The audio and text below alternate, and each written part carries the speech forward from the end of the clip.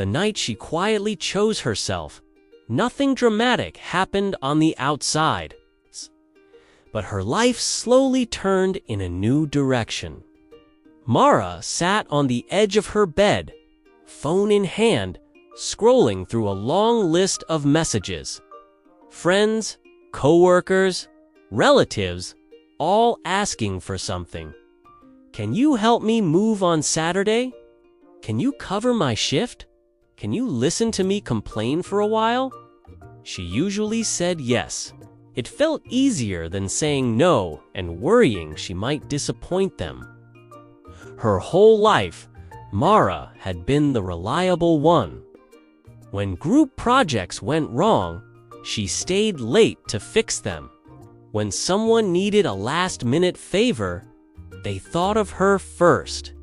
Saying yes made her feel useful, needed, and safe.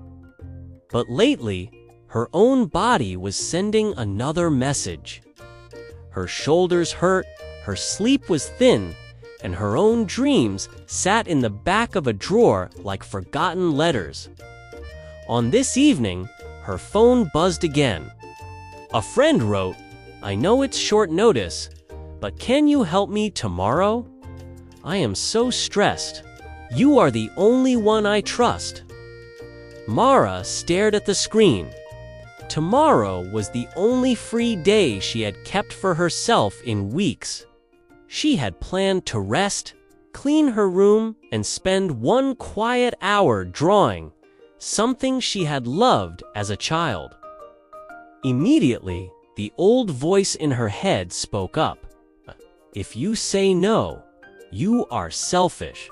Good people always help."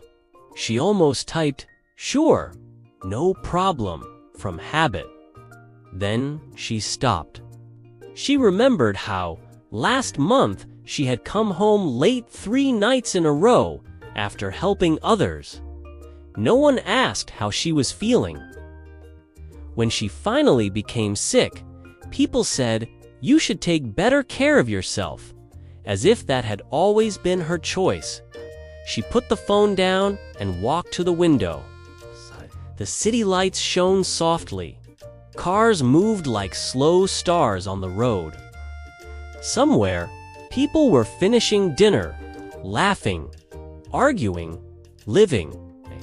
For a moment, she asked herself a new question. If I disappeared tomorrow, how would I wish I had spent this one free day?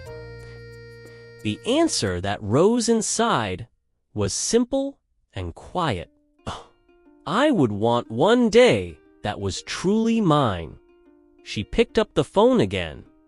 Her heart beat faster as she typed, "I am really tired and need to rest tomorrow. I cannot help this time. I hope you understand." Her finger hovered over the send button. It felt heavy, as if a whole history of habits were hanging from it. She pressed it. For a few seconds, there was only silence. Then 3 dots appeared. Her friend replied, "Oh, okay. I will figure something out. Please rest. You always help everyone." Mara stared at the message, surprised. The world had not ended. Her friend was not angry. The sky outside the window was the same, yet inside her chest, something small but important shifted. She sat down at her desk and opened her old drawing notebook. The first pages were filled with pictures from years ago. Trees, faces, little houses. She smiled sadly at the dust on the cover, then picked up a pencil. At first, her hand felt stiff. Her lines were unsure, but she kept going. As she drew, she felt her breathing slow and deepen. The noise in her mind became softer. For the first time in a long while, she was doing something not because someone had asked, not because she wanted approval, but simply because it made her feel alive. Later that night, her aunt called to check in. Mara told her about the message and how guilty she had felt for saying no. Her aunt listened, then said, "When you give all of your time away, you are not being kind. You are quietly telling yourself that your own life is worth less than everyone else's. That is not generosity. That is forgetting that you also matter."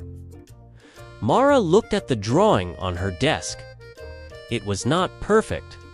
Some lines were messy, some shapes strange, but it was hers. "Is it wrong to help people?" she asked. "Of course not," her aunt replied. "Helping is beautiful, Kea, but help that always costs your health, your rest, and your dreams will slowly empty you. The world needs you full, not hollow." She did not become a different person overnight. There were days when guilt tried to pull her back into old patterns, whispering that she was cold or uncaring. Sometimes she said yes to a favor that truly matched her energy. Sometimes she said, "I cannot this time." Each honest no made space for a deeper, truer yes later. After the call, Mara wrote a sentence on a sticky note and placed it on her wall. Saying yes to myself is also an answer. Weeks later, her free days slowly returned. Her drawings became more regular. Her laugh sounded less tired. The people who truly cared about her learned to respect her boundaries. The ones who only liked her for her constant yes drifted quietly away. If you have spent years choosing everyone else and leaving yourself for last, remember Mara. Choosing yourself does not mean you stop loving others. It means you include your own heart in the circle of people you care for. If this story helped you feel allowed to rest and protect your own time, please follow and subscribe for more gentle English stories.